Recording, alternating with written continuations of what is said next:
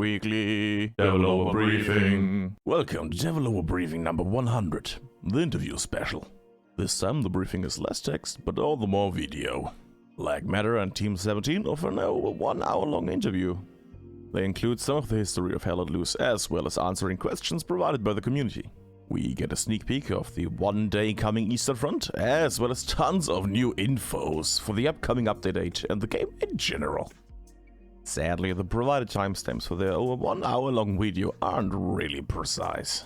So if you want to jump to a certain question in their video, just pause this video here and have some fun. That being said, let's dive right into the interview. First, let me point out the interview partners. On the left is Community Manager Yono from Team 17. And his randomly appearing cat. If you're here for the cat, here are the cat timestamps. On the right, we see Max, who is not only a man with an amazingly defined beard, but also the project lead. The video starts with Max sharing some insight into the early days of HLL and its history, as well as on how it changed over time. They also touch on the subject of what the future holds for the early access phase, and what quality goals they're trying to reach for the Western Front setting. We also get some infos about the project lead Max himself as a person and his connection to gaming. They then change the topic to how the game is gonna be post-early access. They split the release into 3 tiers. Tier 1. They are going to release a significant content update in the next year or a year and a half.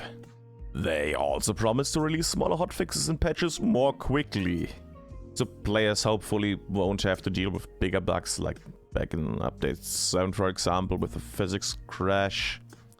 Remember that one? Those weeks of torture. Tier 2. Tier 2 will include adding more little content from time to time, as in new guns, customizations for the characters, loadouts, balance changes, and those things. Tier 3. Tier 3 includes the release of whole new armies, which, yes, the devs are aware that people are hyped for. Max continues that as long as they can commercially support it, they will keep adding new content to the game. The sales have been great so far, and he even mentions the possible ideas of not only the Eastern Front, but also, for example, Africa. I personally would love a North African campaign, fighting for or against the Desert Fox and his Africa Corps, the battles over Tobruk or El Alamein. Oh, so good. Max then tells us that currently not enough is being done when it comes to new players and introducing them on how the game works. This is mostly because of the many features which are changing drastically all the time. I find this fair enough, but some level of new player integration needs to be done, and might it just be a generic shooting range or a parkour that new players have to do? Something that new players are able to try before joining a server. Max and Jono then follow up with a rather lengthy shout out to the community, as well as thanking us for all the support, ideas and suggestions we brought. The next topic is Hurtgen Forest, where they even show some in-game footage of the current build. Hurtgen looks amazing, with bigger clearings and burnt forest parts and less fog. Now, tanks have less problems to actually advance, while we also do get some more cover for infantry. While they don't talk about trucks in this part of the interview, they do show off some truck driving.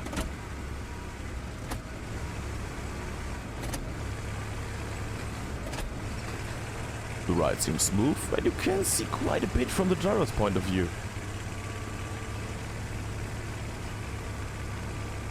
That being said, taking a sharp turn seems rather dangerous. And I can't wait for people to accidentally tip the whole truck over.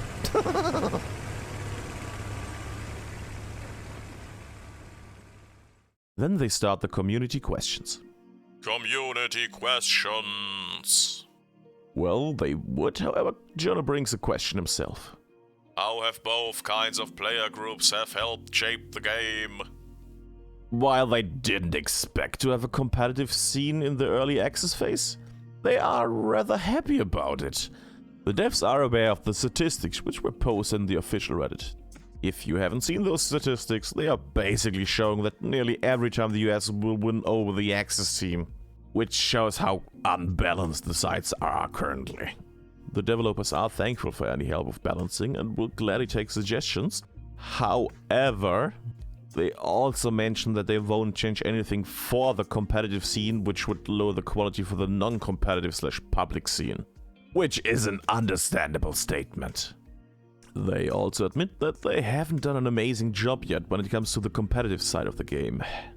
Max promises, though, that they will over time keep on improving the competitive scene for Hell Let Loose. When can we expect the next update? Update 8 will be released in November or December, which isn't that unexpected as an answer. Since if I take a look at the roadmap for the game, yeah, all the Update 8 content is set to be released in the 4th quarter of 2020. How much has the community influenced the decisions you make as a game dev?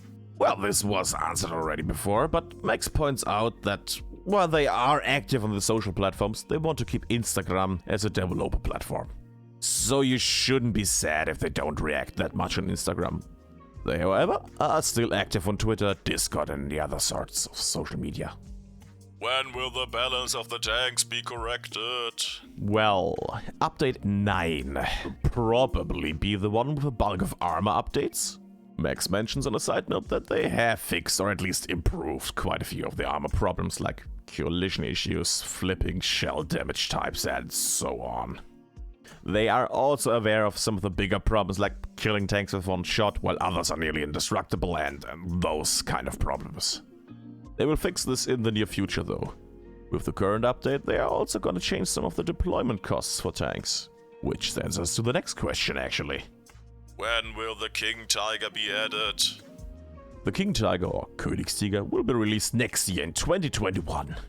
Actually, quite a lot of vehicles and vehicle types are going to be released. If you have seen former dev briefings, you might remember for example the mention of the US Jeep and the German Kübelwagen. Are there any plans in the future for the introduction of bayonets for infantry and mortars for artillery? While the melee feature is gonna be launched sooner than later, they don't mention an actual date sadly. Also, the devs are currently working out on how they can make melee interesting and effective. The problem in a game like Hell Let Loose is that a melee kill has to be brutal, satisfying, and quick. I understand the thoughts of Max here, because let's be honest, as soon as you punch or stab someone in-game, they are gonna scream out to other people in local chat, which will start shooting you to death. Also, let's be honest, it's not that often that you actually find yourself in a situation where melee would be amazing instead of just shooting them.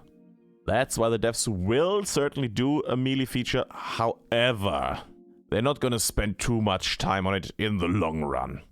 It will certainly work as intended, but we probably won't get the tons of kill moves like Doom Eternal has. And when it comes to the deployable mortars, they are not gonna be implemented in the near future, sadly. Mortars are going to be in the game, but they are more of a midterm target for the developers. Max at least gives a bit of information regarding mortars. While a single class will be able to deploy them, others might be able to also use the mortar.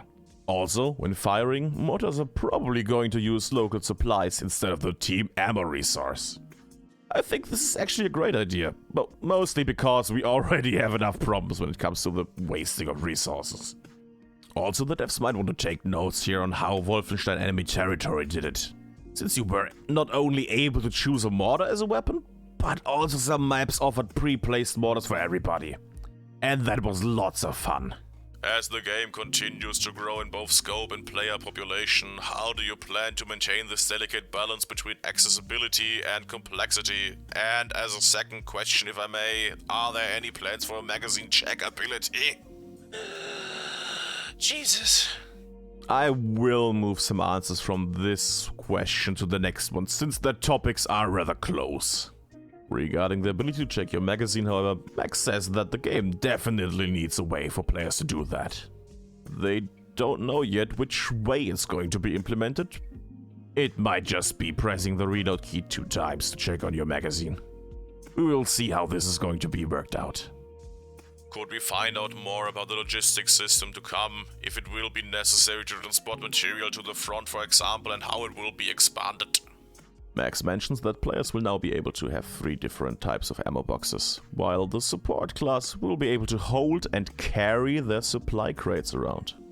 The support might also get a new loadout, where they sacrifice their grenades in exchange for a bigger supply crate.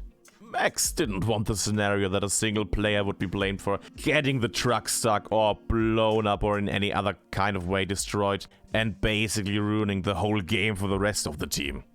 That being said, a truck driver can actually deploy supply crates from the back of the truck. It seems to me that trucks are going to be used quite heavily for the resource and defense management of the game. With Update 8, we will also be able to place fortifications on the map. Fortifications come in 3 different tiers. Tier 1.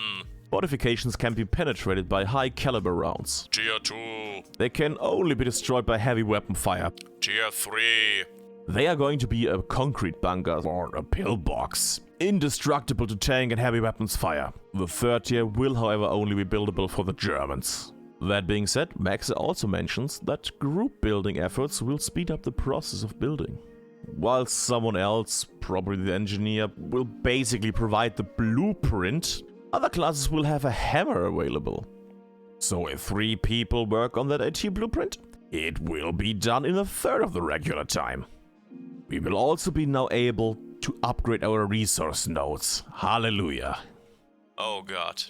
With the metagame finally settling in, what approach are you taking to balance fast-paced infantry combat with meticulous and strategical management of resources? Will there be a way to cater to both A, players who are interested in the logistics of managing resource flow, and B, players who are interested in the tactics behind infantry combat? Why are these questions so long? When it comes to managing the resource flow, the commander will now get some new abilities. Commanders will be able to better manage and even trade resources. The devs want a more active economy, where you won't just lose because one of your types of resources is dried up. Players who want the action-heavy man-to-man combat can always just pick up a normal class and play a bit, while the tactical people can choose to become squad leaders for infantry, recon and armor. They are also going to give more loadouts to the classes. For me, I hope for a new medic loadout one day. Oh well, one can dream. Admin cam or other tools for custom event organizers such as locked classes or custom map layers. The devs are gonna work on these things, but probably only after the end of early access. Oh, well, then we will get things like showing the outlines of people, admin tools, some Archon update, and they also want to do some kind of replay feature. As in, you can actually watch replays of your own game that you played. I personally hope that they don't wait with the admin cam till the end of the early access phase. Admin tools are becoming more and more dire with the growing number of cheaters and suspected cheaters especially. I would like to know if you could bring cooking grenades in the game and if it's possible and makes sense for you guys. Max tells us that we will be able to cook grenades. It also seems like we actually would already be able to, but there currently is a bug which prohibits this basically. Seems the smoke and dirt from the explosions fades away too fast. The referred explosions from Dev Briefing 99 are not final and it will fade out normally when released. That being said, the devs can't let the dust settle too slowly, because else the optimization would suffer, of course.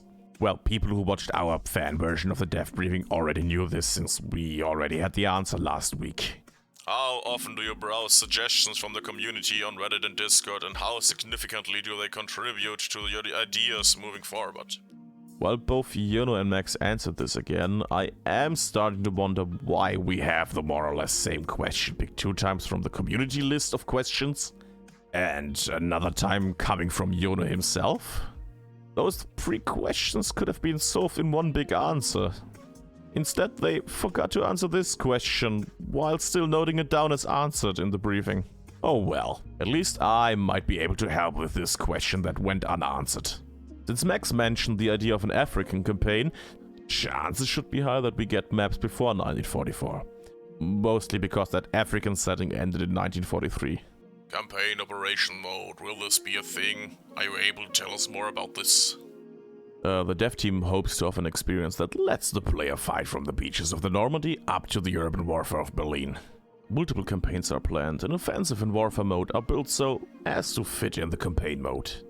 Also, the more battles you win, the higher the player reward will be.